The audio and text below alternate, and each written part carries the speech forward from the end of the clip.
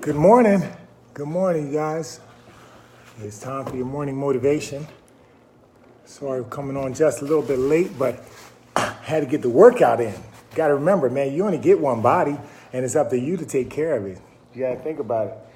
You either getting better or you getting worse. Which one you doing? You either working hard or hardly working. What you doing? You finding ways to get things done, or you trying to find excuses? Which one are you trying to do? And so whatever one you're trying to do, hey, man, if the choice is yours. Like, what was it? Was it Blackstreet? Who said that? The choice is yours? Who was that? What group was that? That song that made that song?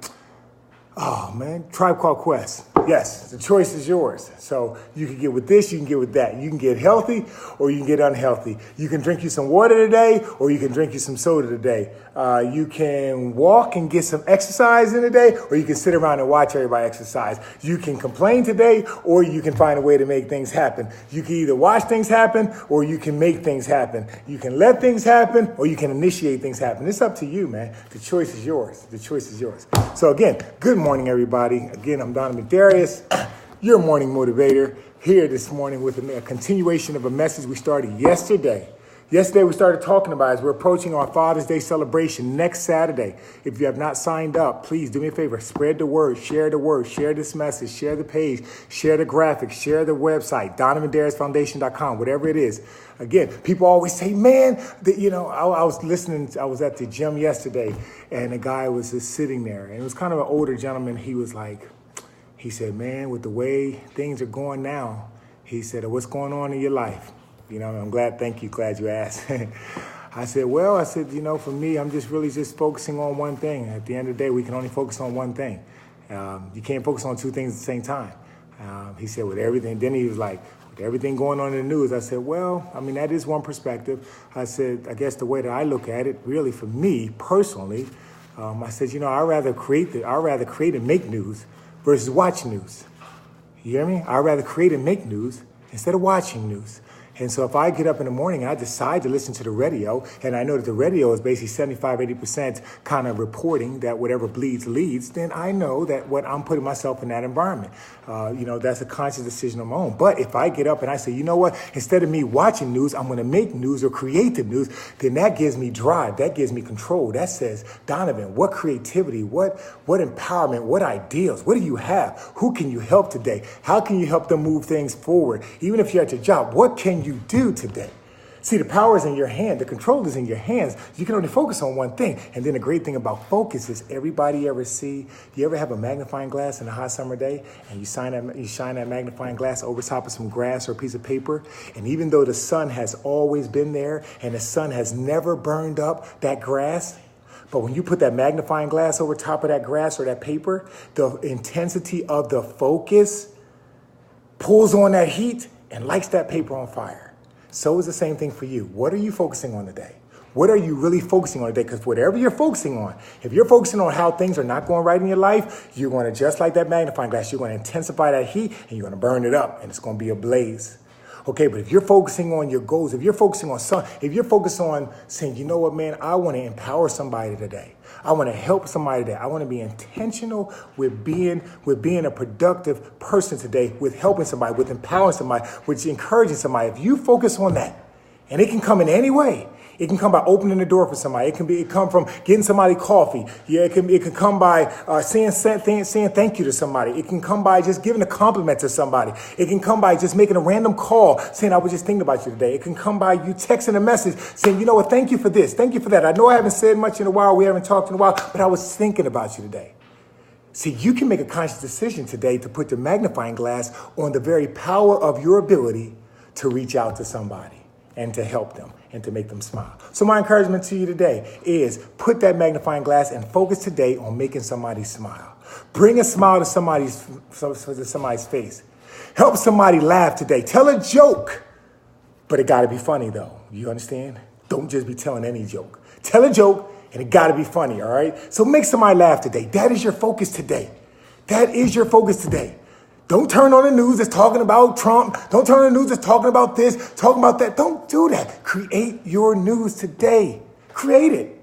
What do you want to be known for today? Breaking news. Update report, so-and-so, Rick Wilson, Julia Leggett, Cindy Corson, Sietta Walker, Robert Belinsky, Bridget Cole, Deanna Newsom, Patricia Ebbett, Bridget Cole, Pam Fowler, Shelley Hayes. Today, they made a difference in somebody's life today. Today, they impacted somebody. Today, they helped somebody. They helped somebody off of a bridge. They helped somebody, you know what I'm saying, off the bridge in their mind. They helped encourage somebody. They helped give somebody 180 in their thought process. They gave somebody perspective today. They encouraged somebody, blessed somebody. They strengthened somebody. They did something today. That's the breaking news today. What's the breaking news? What are you making today? Let it be you today. Go out your way. Go out your way. That's what we're here for. That's what we're created for. And that's when your life is worth living.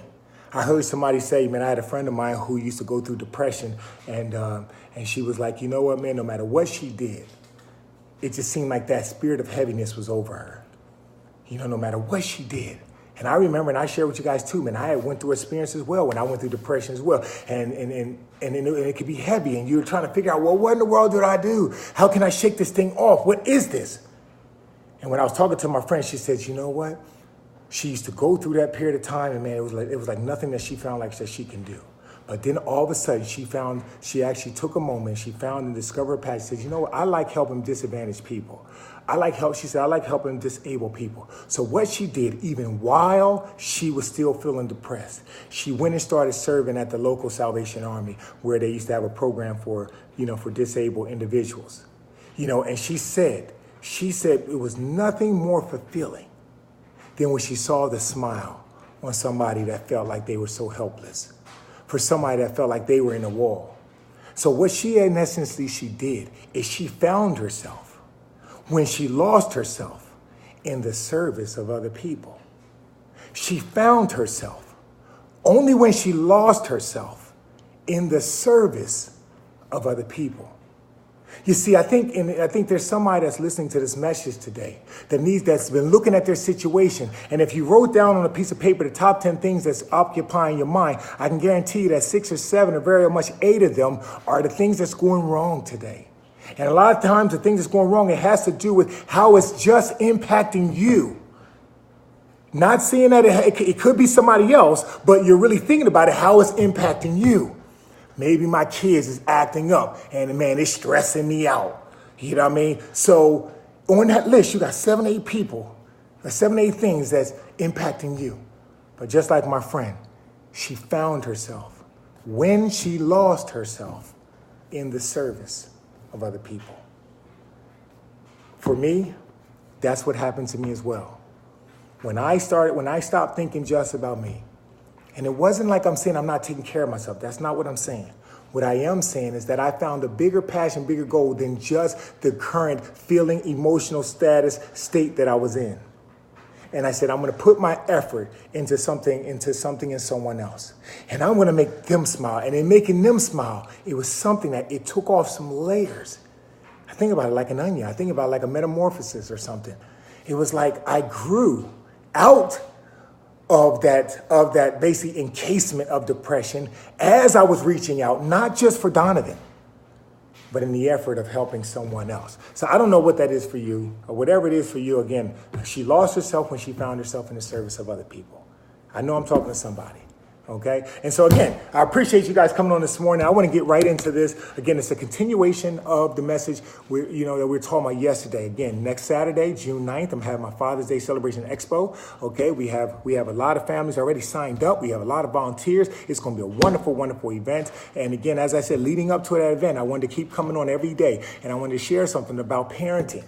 Okay, again, because fatherhood is not just about a male or female. It's about a functionality, and it's a position. It's what you do, okay, and who you are. And so it's all about leading, protecting, provision. Okay, here's something that every parent that comes to that event. I got these bracelets for every parent that comes to that event. It's basically a fatherhood bracelet, okay, as we celebrate. And it basically you may not be able to see it. It says leader, provider, protector. And then it says allpromotivation.com, which is my website. And so that people can get engaged and get further instruction and encouragement as they move through life in specific areas. And so again, I'm looking forward to that event. And so one of the things that I'm going to talk about today is a continuation from what we talked about yesterday. And yesterday we talked about the things that children need to hear. He said, what are the things that children need to hear from their fathers, from their mothers, from their parents, whatever it is? What do the children need to hear? Now, here's one of the most amazing things. Everybody watching me right now was once a child. And so as I say these things, there's going to be things that you're still needing to hear. There's things that you're going to still need to say to yourself. I want to thank everybody for the comments yesterday that responded back to this. Okay, so let's kind of get into it, okay? And if you just joined in or you joined in late, go back and listen and watch this all over again. Watch yesterday's message as well, and then also share this. Share this for other people. So do me a favor, if you can, hit the share button so, again, other people can kind of come on and get some of this as well. So I'll just recap. Yesterday I talked about 4 things, okay, that children need to hear. The first thing was they need to hear, I believe in you. Sometimes the only faith that we'll have is the faith that somebody has in us. And remember this, again, as children are getting older, they don't have the perspective as we do of how life is seasonal, how things change, how some things has to happen for you to go to the next level. So sometimes there's a lot of doubt in themselves. As they start getting older, they start comparing themselves with themselves and with people around them. And how many of you know people can be very, very mean sometimes? People can be very selfish and insecure sometimes. So they take it out on you. So a lot of times children need to hear that we believe in them. And so again, I share that with you. That's one of the things that children need to hear. I believe in you. I believe in you. I know you might be feeling this, but I believe in you. I say to you, I believe in you. Number 2 is they have to hear that I'm so proud of you. And I'm so proud. See, break into a song, right? If you have to, you know what I mean? I'm so proud of you. See, sometimes the kids, their mindset says the only time my parent is going to be proud of me is when I do something right. The only time my parent is going to be proud of me is when I do something that's so special and spectacular. But sometimes they need to know that you're just so proud of them just for who they are. Sometimes we have to go fishing for things to say that we're proud of them with if we feel like their behavior is not something that we're proud of. We have to go fishing. We have to understand. We have to understand how can I discipline them, but at the same time show them that I accept them. And I can do that when I let them know, man, I'm so proud of you. I am so proud of who you're becoming. I'm so proud of how you are growing. I'm so proud, even when they act rebellious, even when they become in that adolescence phase, I'm so proud of you. I'm proud of the way that you're becoming an independent thinker.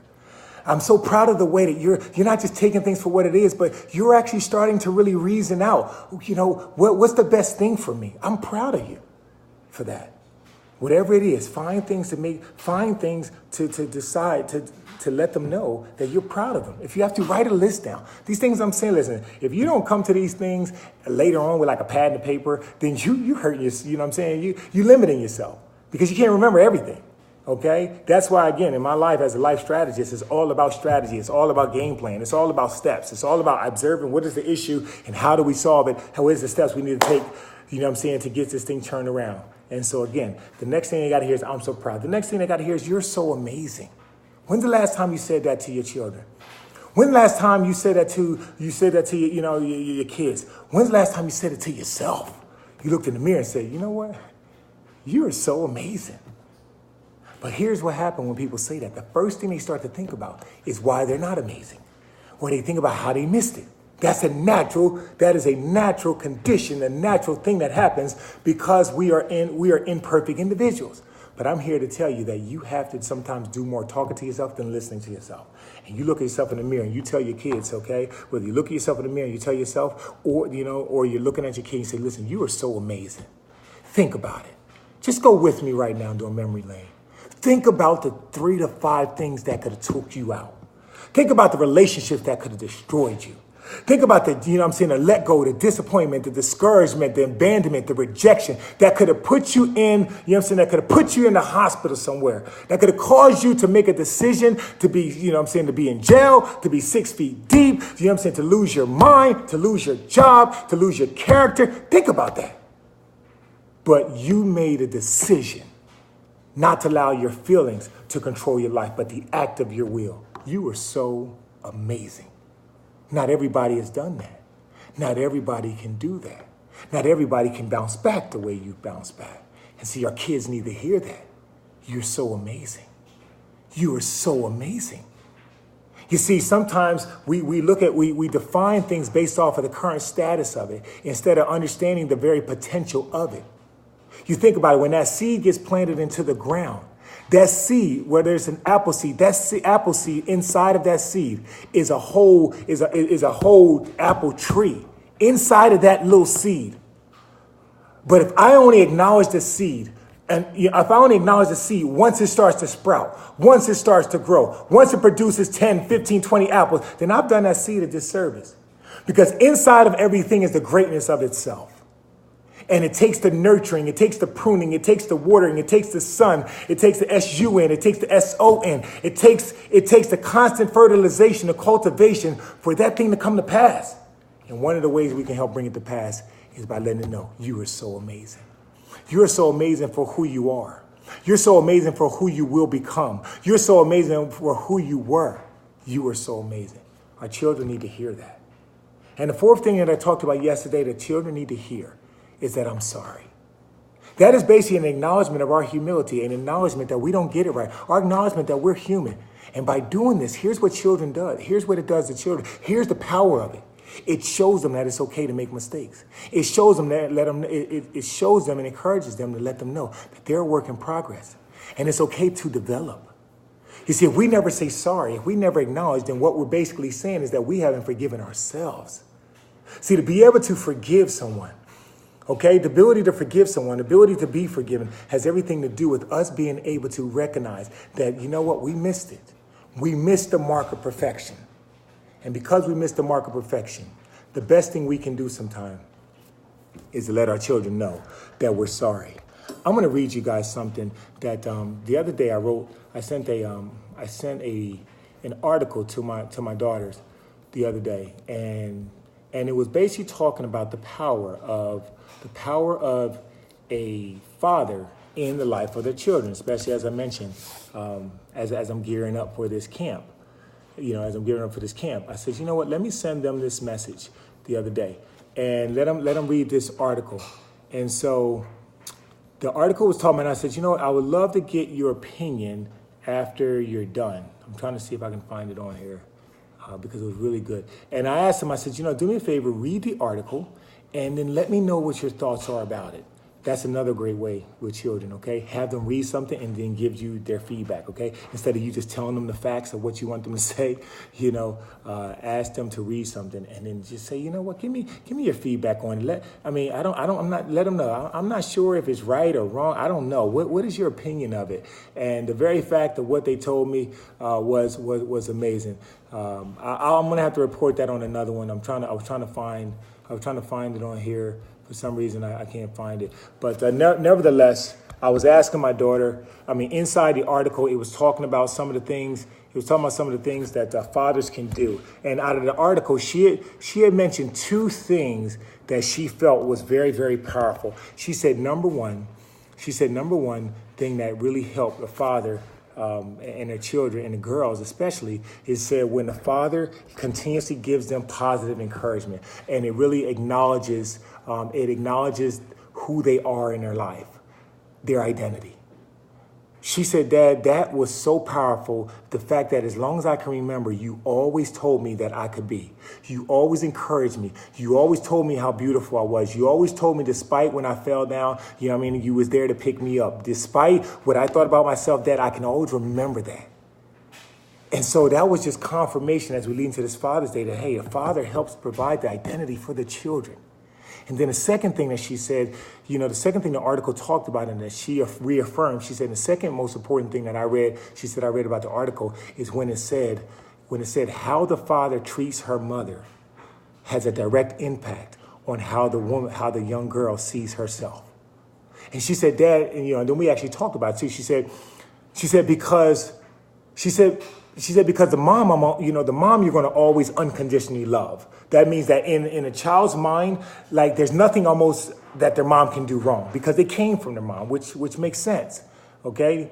They was birthed from there. And so again, to the mom, they're very forgiving, everything. Doesn't matter what the mom do. They just are. So she said, for me to see you and how you interacted with mom, even though you guys got divorced, but even before you got divorced, for me to see that, it showed me a lot about how I can view men.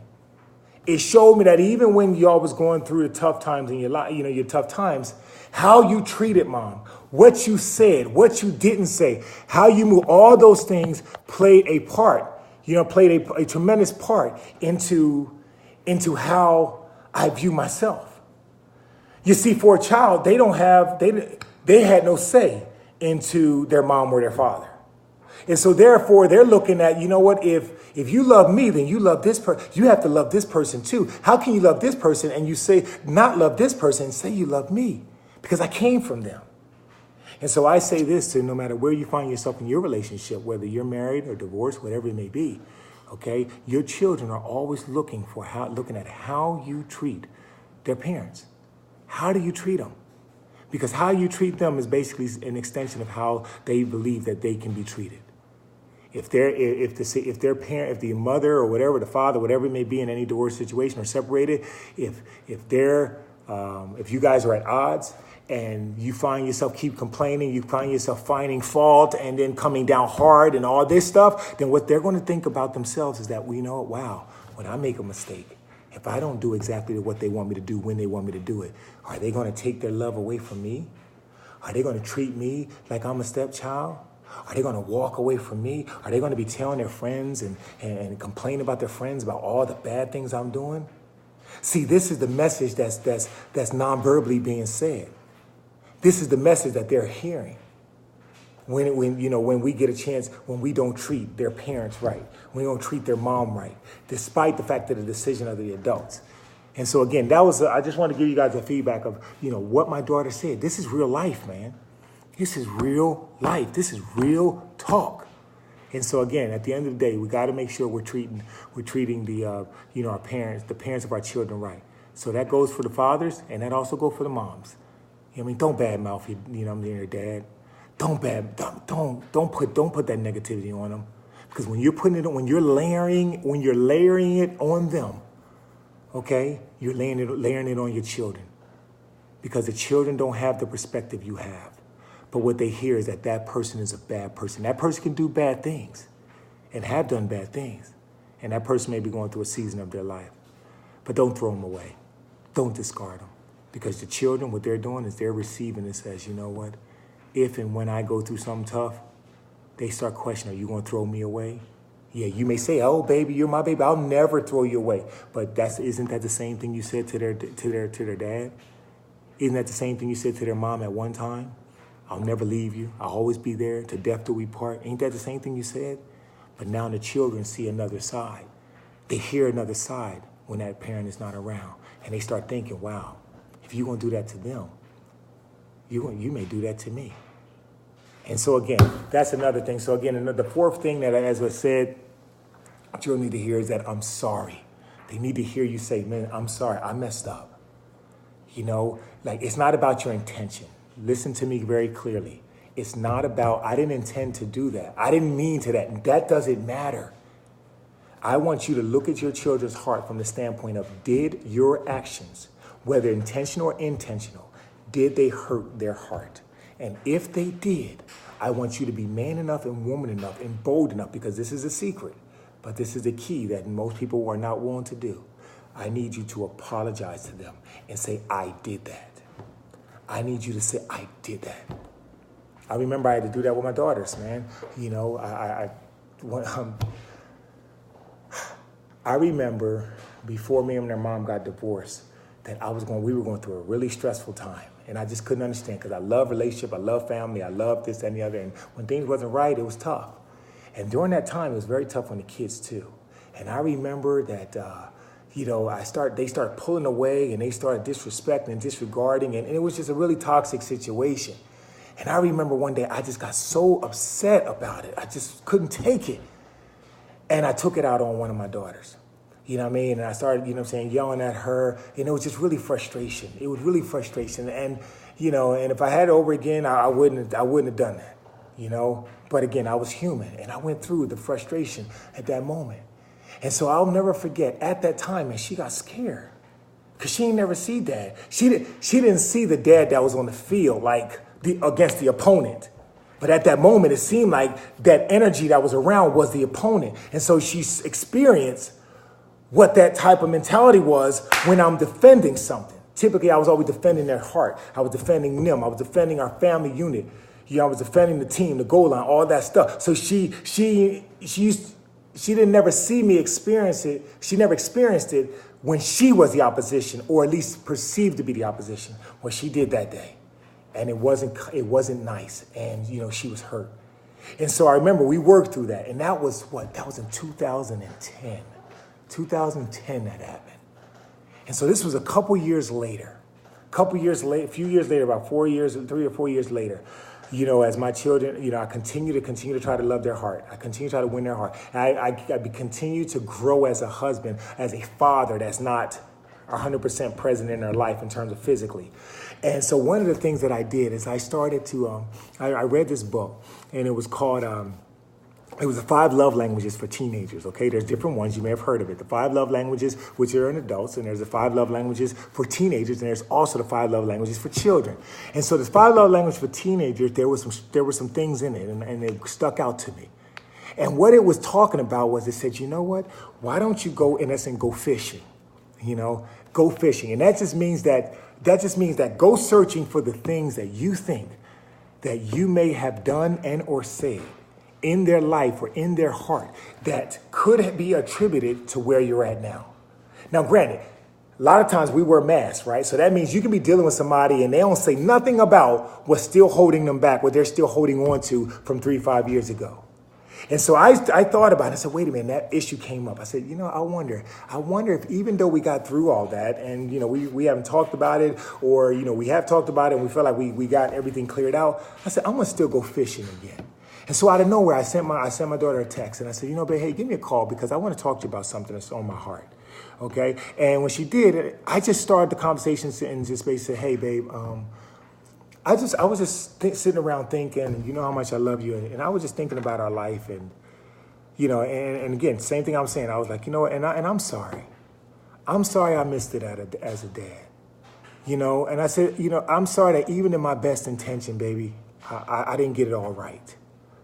And then I started fishing and I started to recall the situation for her without her asking about it. I said, baby, I was thinking about that incident. You remember it was such and such years ago. And at that moment, I took something out on you that, that you never asked for. And I'm sorry. I said, you know what? And I hurt you. And baby, I probably scarred you because you saw daddy in a way that you had never had saw daddy before. And, and I'm sorry for the very fact, baby, that you had to see me that way, that you had to feel me that way, that you had to engage me in a way. And I'm sorry. And I said, baby, if you didn't forgive me, baby, I totally understand. And I just wanted to say today that I'm so sorry. I'm sorry I hurt your heart. I'm sorry that I hurt your feelings. I'm sorry that at that moment, you experienced someone that's supposed to love you, protect you, encourage you, strengthen you, and keep you secure. And I'm sorry that at that moment that you didn't feel that. And then what was amazing was that as we sat there and, on the phone, she said, you know what, Dad? She said, I actually forgave you for that, and I got over that. She said, but what I didn't understand was this. And it was something that I totally was not even thinking about. It was something I was totally not thinking about. And I was like, wow. I was like, wait a minute. So it took me, and hopefully you're hearing what I'm saying, and hopefully you know where I'm going with this. It took me humbling myself. It took me being willing to admit fault for the effect, not the intention. The impact, not, not, what I was trying to do or not trying to do. It took me being able to lay myself there and say, listen, I'm sorry. And I'm sorry that I made you feel that way. See, a lot of times we say, well, it's not my fault. I can't make you mad at me. No. Let me take full responsibility. I'll deal with all the justification later. But I'm going to come to this moment right now with the most important thing, which is I want to win my child's heart back. I want her to know that, listen, daddy ain't too big, too grown, too high, too nothing, that, I can't say I'm sorry. And I can't take ownership for the very fact that your engagement with me, your interaction with me hurt you in some way shape, or form. And for that, baby, I'm sorry. And what it also did too, not only, and you're right, it did liberate me. And what it also did, it liberated her. And what it also did is that it actually led her to go to it allowed her to open up and really tell me what was really the issue. You see that? It wasn't until I took initiative to open myself up, to be vulnerable, to say I'm sorry, to humble myself. It wasn't until I did that, the key that opened the door to allow her heart to open up and let me know what the real issue was that she was holding on to that she may not have said. And so my encouragement to you, by saying I'm sorry, by admitting your fault, for the effect, the impact, not the intention, it goes a long way. Somebody may need to do that with their significant other. Somebody may need to do that with a friend. Somebody may need to do that with their parents. Do that. Commit to that. Do it. Set yourself free. And so all of that was my recap of yesterday, right? So today I'm going to give you, man, you know what? I'm going to give you one again today. Today we've been on here for a little bit. I'm going to give you one today. All right. The fifth thing you need to say is, and we already started talking about it a little bit, is I forgive you. The fifth thing that a child needs to hear is I forgive you. That is so important to me. The word forgiveness means I give you or myself permission to move forward. I give myself permission to move forward. So when you let them know I forgive you, you are basically saying I am giving you permission to move forward. I am giving you permission to move forward. I am not holding on to that anymore. I'm not going to be bound down by that. And when you forgive yourself, I forgive you. Look at yourself in the mirror and say, I forgive you. You're giving yourself permission to move forward. You see, until you do that, until you give yourself permission to move forward, until you give that person permission to move forward, it's like a hot air balloon trying to get up into the air. Remember, that hot air balloon can soar, can see so many sights unseen, beautiful, everything. But if those sandbags are holding that, is anchoring that hot air balloon down, it doesn't matter how much pressure you put into that hot air balloon, how much you say, oh, sail away, here we go. No matter how much potential, no matter how high it can go, until you forgive, until you release the other person, until you release yourself, until you do that, you're like that hot air balloon that's stuck on the ground with the sandbags. So today I encourage you, forgive yourself. Today I encourage you, let your child know, I forgive you. I forgive you. I forgive you for not doing all the things that I've shared with you to do. I forgive you for the times that you did A, B, and C. I forgive you for the time you didn't listen to me. I forgive you for the time that you didn't do what I asked you to do. I forgive you for the time that you were just being a kid. I forgive you. And I want you to do this. When you tell them that, I want you to tell them the definition too. Don't just tell them I forgive you, because they may think, okay, forgive. Okay, well, who are you? You ain't God. But I give you permission just to be you. And then here comes I'm sorry about, right? I'm sorry again. I'm sorry for holding you to a standard that even myself I couldn't uphold. Because when I was your age, and we talked about, if you haven't listened to yesterday's message, I talked about that, the power of relating to kids at their age they're at versus just relating to them where you're at, okay? Just where you're at. And so letting that child know, like, you know what? I'm sorry that I was trying to hold you to some super standard that I couldn't even at your age uphold, or I chose not to uphold. You know what that'll do? That'll make that child see you in a whole nother light. Like, yeah, they're not just my parents who are here to tell me what to do, but there's somebody that can relate to me. You want to know one of the reasons why kids go to friends? Why they go to friends to get the answer to some of the most important life questions? Because they can relate to the friends. Because the friends relate to them. The friends talk, and the friends talk and engage with them right at the level they're at. But sometimes I can hear somebody saying, wait, but I'm the parent. I mean, I'm supposed to raise them. You are supposed to raise them. But it's with wisdom you're raising them. It's with wisdom. I never went into a football game against every single opponent the same way. Yeah, the goal was the same way, which was to win and to win each play and to have, to have good, to make tackles and to defend the pass and to run to the ball and to keep up my teammates, and get the crowd into it. The goal was still the same, but how I did it was different. And so if I try to do the same thing every time, every way, then at the end of the day, what's insanity? Keep doing the same thing, trying to get a different result. And so it takes wisdom. It takes wisdom for you to be able to strategize and to win their hearts. It takes wisdom. And so listen, man, today I'm good. I hope you're good. Anybody who's good today? Who got something out of today? Give me a 1. If you got something today, if this message spoke to you, give me a 1. And then also, if you want to, put in there something, if you can, what stood out to you today? Out of all of those, which one stood out to you today? I believe in you. I'm so proud of you. Number 3, you're so amazing. Number 4, I'm sorry. Number 5, I forgive you. Which one of those was the most impactful to you today? Let me know. I believe in you is number 1. Number 2 is I'm so proud of you. You know what I'm saying? Number 3 is you are so amazing. Number 4 is I'm sorry. Number 5 was I forgive you. Which one of those spoke to you today? Listen, we're parents, man. We're a community. And we got to do this together. All right? And that's what we do. I really appreciate you guys. Thanks, Karen. I really appreciate you guys. Share this message. Do me a favor.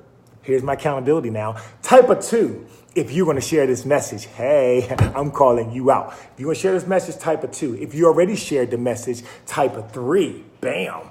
So now we're going to take it a little higher. Listen, I want to thank everybody for coming on today. You guys have been awesome. I am gearing up now. I got to go to Syracuse next week. Talking to their public safety department of the Syracuse University. I'm excited about that. So I have 2 3-hour conferences, workshops that I'm doing on personal and professional development. So I'm really looking forward to that. And then later in that week, that's on Tuesday and Wednesday. Then later in that week, of course, I have the Father's Day Life Camp event. And then also the next week after that, June 11th and 12th. June 11th and 12th, I have a tackling camp I'm doing out in Fruit Cove, Florida. And then in June 14th and 15th, I have a tackling camp, 2 tackling camps I'm doing in Ponte Vedra. And then one of my daughter's graduations. So again, you guys keep me lifted up in prayer. Keep me lifted in prayer.